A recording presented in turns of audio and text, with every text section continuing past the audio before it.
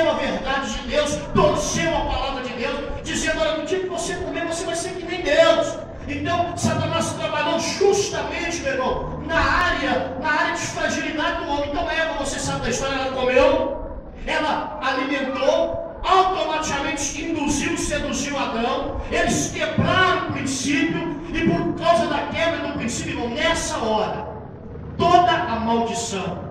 Muita gente pergunta assim: de onde veio a AIDS? Tem gente que fala que a AIDS é resultado de experiências de guerras bacteriológicas. Outros falam que a experiência, que a origem da AIDS veio lá de experiências que fizeram com macaco, com o ser humano. Outros falam que foi um vírus produzido em laboratório. Mas eu vou dizer para você que, segundo a Bíblia, no dia que o homem quebrou o princípio lá no Éden, todo tipo de vírus, de ameba, de doença orgânica, microbiana, bacteriana, todo esse tipo de maldição, ele entrou, teve legalidade para atuar na raça humana por causa do pecado do homem. Toda a malignidade, o pecado de Adão e Eva interferiu na anatomia humana, interferiu na essência do homem, interferiu na criação. E Deus havia delegado alguns fundamentos, algumas ordens que aconteceram depois do pecado. O Senhor, por exemplo, disse que a mulher agora ela daria luz a flores de barro. O homem iria trabalhar, iria comer da terra, mas a terra ia produzir cardos, sabrolho, ele iria comer do suor do seu rosto. Então uma série de malignidade entrou. Deixa eu dizer para você, meu irmão, Adão e Eva pecou contra o Deus Santo. Um dos atributos de Deus é a ira. Deus é santo, mas Deus ira. E a ira de Deus revela que Deus é justo. Então, quando o homem pecou, quando o homem desobedeceu, Adão e Eva foi criado com o poder de decisão, poder de livre-arbítrio. Mas quando eles pecaram, eles quebraram o princípio. A santidade de Deus, acompanhada com a ira de Deus, se levantou contra o homem. O homem errou, o pecado é quebrar os princípios, o pecado é errar o alvo, é sair da direção, é quebrar os desígnios de Deus, e assim o homem fez. E Deus foi obrigado a tirar o homem do Éden, a selar o Éden, e ali o homem passou a ser excluso da presença de Deus. Mas em Gênesis 3,15, porque o nosso Deus, como eu disse aqui a princípio, meu irmão, ainda que você que está me ouvindo aqui, talvez você não está vendo uma saída para a sua luta, não está vendo uma saída para a sua vida, mas eu quero dizer para você, há uma provisão de Deus, e Deus ele vê além da sua visão. Então a resposta para você já está pronta no nome de Jesus. A solução para esse mal, que para a medicina não tem jeito, eu quero dizer, Deus tem poder de provisão. Deus tem poder para transformar, para mudar. Deus tem poder para chamar à existência aquilo que não existe. Mas veja bem, meu irmão, quando o homem pecou, ele atraiu sobre ele a ira de Deus.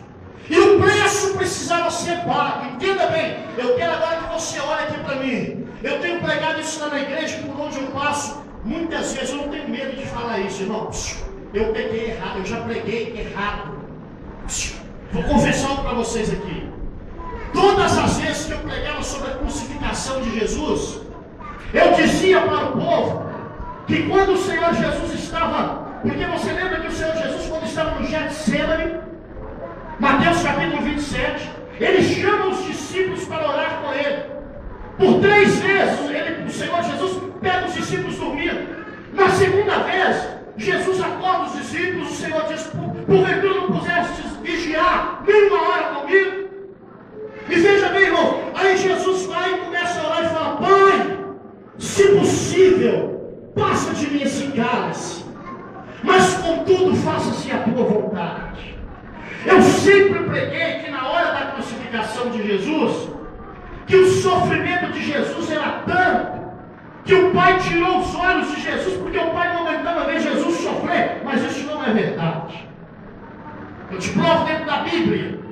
Começando nesse texto de Isaías 53:10, você lembra que nós lemos aqui que está dizendo que todavia o Senhor agradou no erro. Então veja bem, irmão, a santidade de Deus não suporta o pecado. O homem precisava ser resgatado novamente. O homem havia quebrado princípios. O homem estava longe de Deus. Na santidade de Deus, acompanhada com a ira precisava que o preço fosse pago. Alguém tinha que pagar um preço à altura da santidade de Deus. E sabe quem que pagou o preço? O Cordeiro de Deus que tira o pecado do mundo. O Yeshua HaMashiach, o Cristo da Galileia, o Jesus vivo, santo e poderoso. Então veja bem, meu irmão, a maior dor de Jesus não foi escravos, embora isso trouxe dor para ele, embora isso sim trouxe sofrimento físico, mas a Bíblia, o apóstolo Paulo diz que ele deixou o esplendor da glória dele. Então a maior dor de Jesus, eu vou te falar qual que foi. A maior dor de Jesus foi quando ele, sendo Deus, ele não tomou por usurpação de ser igual a Deus, mas a si mesmo se humilhou, se esvaziou, ele deixou, tirou a sua coroa de glória, se despiu da sua glória, desceu do esplendor da sua glória, e por obra do Espírito Santo, lá em Belém da Judeia, através de Maria, descerá sobre ti o Espírito Santo, e o poder do Altíssimo te envolverá, e tu darás a luz, e ele será chamado Emanuel, o Deus conosco, o Príncipe da paz, o Cristo da Galileia, o Deus fiel, o Conselheiro, Deus forte, Pai da eternidade, o Príncipe da paz. Aleluia! Glória a Deus! Aleluia! Deixa eu dizer algo para você, meu irmão. Jesus veio aqui, se tabernaculou, Deus se tornou homem. Agora entenda, na hora da crucificação de Jesus, por isso que Isaías nós lemos, Deus agradou o elo. Jesus atraiu sobre ele toda a maldição da humanidade. Ele atraiu o meu pecado, a minha miséria, as minhas maldições, o teu pecado, a tua miséria e as tuas maldições.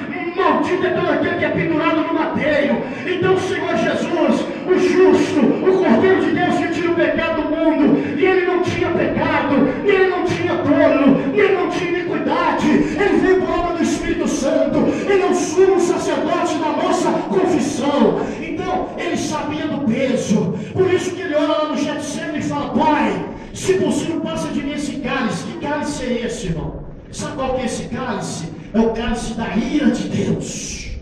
Pastor, o senhor está falando que Deus ira?